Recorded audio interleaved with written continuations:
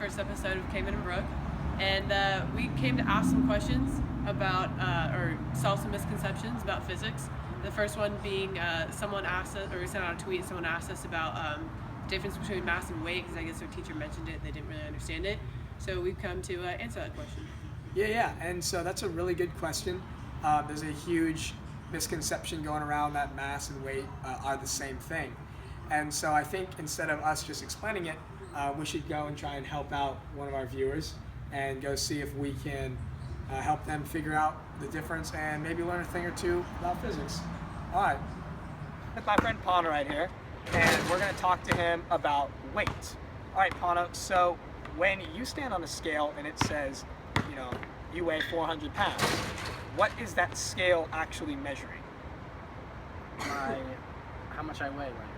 My mass. Okay, so your mass is measuring your mass. Yeah. Right. So, okay. So, do you think your mass ever changes unless you work out really well and you get ripped and stuff? No. Okay. So, if we took you to the moon and we put you on a scale on the moon, would the scale change? Would it read a different number? Yeah, I'd weigh less. Okay, but did you just lose 300 pounds magically through space? No. No. So why do you think you weigh less then? Why do you think you weigh less then if you're on the moon then? Your mass didn't change. Because the gravity. Because the gravity. So the scale doesn't actually measure mass. It measures my gravity. It does not. Oh, it measures gravity. No. Okay, so what the scale is actually measuring is your apparent weight. I'm going to tell you right now what apparent weight is. Weight is your mass times the gravity of the Earth, right? So on this Earth, you weigh a certain number according to a scale. Pay attention. It's helpful information. Your mass doesn't change though. You're still Pano. You're still big Greek man. We go on Earth, we go on the moon, you weigh your mass is the same. But your weight changes. My weight changes. Your weight isn't mass. Weight is mass times gravity. And so the scale measures the force of gravity pushing on the scale in addition to your own mass. Okay. And so the scale is just pushing back up on you, and that force the scale feels as it pushes up on you is what it's measuring, not your actual mass. Because then if we went somewhere else, it would always just say the same thing, but it doesn't. Okay. Thanks. So you get that? Yeah. You got that now? Alright, so hopefully that helped him out a little bit, but in case that was confusing, here's a little SparkNote version. Mass is the measure of how much matter is in an object, and weight is the measure of how strongly gravity pulls on that matter.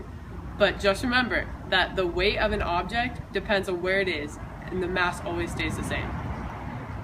Yeah, that's a really good summary of what just happened. And so it's important, again, to realize that when you're stepping on a scale, that weight is apparent. It's all in relation to where you are based on gravity, based on your acceleration, when your mass is always staying the same. And a good way to test that out and see how you could get a different reading on a scale than what you think you actually weigh is actually going in an elevator.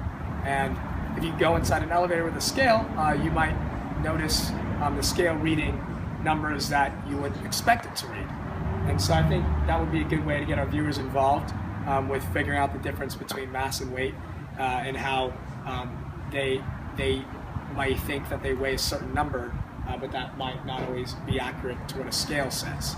And so I think we should head on over to a place with an elevator and go grab a viewer and see what happens. Sound good? All right. What's up, guys? So I'm with Cole right here at the Courtyard Marriott, and we just got one quick question for Cole about physics. All right, dude. So do you think your weight changes in an elevator? Yeah, I think so. You think it changes? Yeah. All right. Do you think you weigh more or weigh less or? Depends on the direction of the elevator. Okay. So we're gonna go in the elevator. We got a scale over here. We're gonna go check it out and see what happens. All right. So right now we're gonna go in the elevator. It's Cole right now with the scale, and we're gonna go up and down and then see what happens. So we'll continue when we finish this ride. Wait for it. We just went up 4 or 5 stories with Cole, and we're just gonna talk to him about what he observed. All right, Cole. So when we first got on the scale and we started moving up in the elevator, what did you notice about the scale? Well, the weight on the scale showed me that I increased.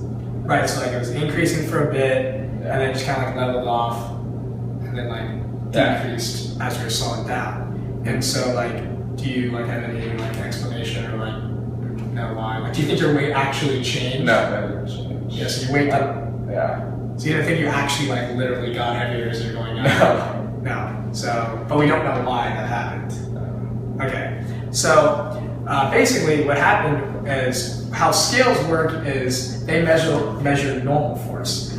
So the scale actually measures the force that you put on the scale, and the normal force is the force perpendicular to an object. So the scale wants to push back on you, like the force pushing back on us right now. There's no normal force. We would just like shoot through the ground basically, and everything would just be like in chaos. So when we were in the elevator, normal force actually equals your mass, which is how much matters in your body, times acceleration. And so when you stand on a scale like on a level surface, your normal force equals your mass because you have no acceleration. So that's why it shows your weight. But the scales just measure your apparent weight because it's just normal, it's what your normal force is. But when we're in the elevator, we added the acceleration component.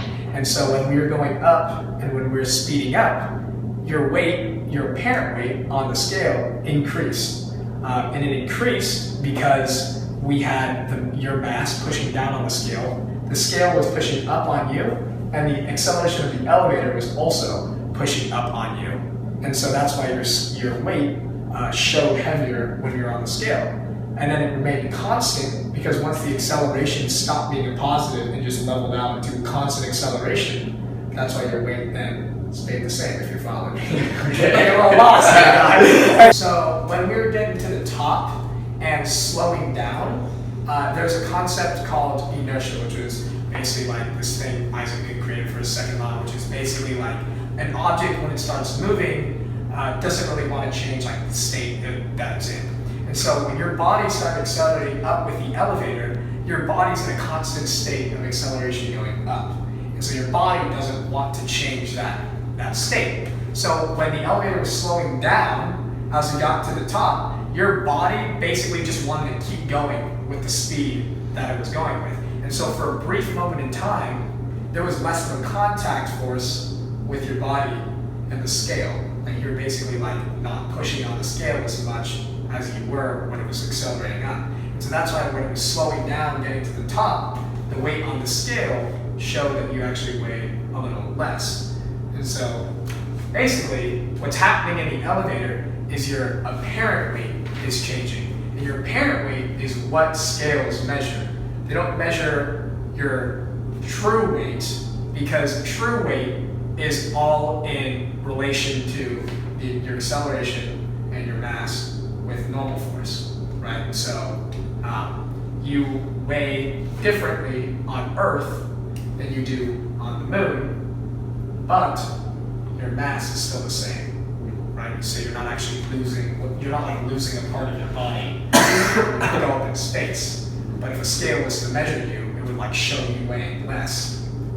All right, cool. So basically, after what we talked about, so if you think we're going down in the elevator and the elevator was slowing down when it got to the bottom, what do you think the scale would read? So the scale measures the normal force. Right. Me. Plus the acceleration in the elevator. Yeah. Right. Yeah. So if we're going down and slowing down to get to the bottom, what do you think happens? I would weigh more. Where do you weigh more? On the scale. On a scale. Right. Because what does a scale measure? Normal force. Normal force. Alright, so after that example, I think it would be a pretty good question for our viewers if a different scenario came up. So what would happen to the elevator and yourself if the cord was cut to the elevator? And we'll give you that answer right after our break.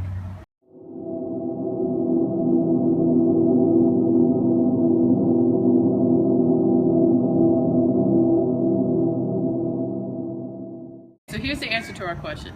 So if the cord of the elevator were to be cut, you would feel weightless, essentially, which is and the weightlessness is when there's no force of support on your body. So your body's effectively in free fall, which means that you're accelerating downward at the acceleration of gravity, and you're not being supported by anything. So the sensation of apparent weight comes from the support that you feel from the floor, like a chair, or in this case, a scale. And if the elevator cable were to break, both you and the elevator would be in free fall. All right, guys. So thank you so much for watching the first episode of Cayman and Brooke. We hope that we could help you guys learn the difference between mass and weight today, and understand that they're not actually the same thing. And show you guys a little example of how even just on Earth, your weight can change on a scale without your mass actually changing in real life. And so we hope you tune in next week to our next episode. We'll be discussing the next most highly debated physics misconception, which is the possibility of getting an A in AP Physics 1. And we'll see you next week.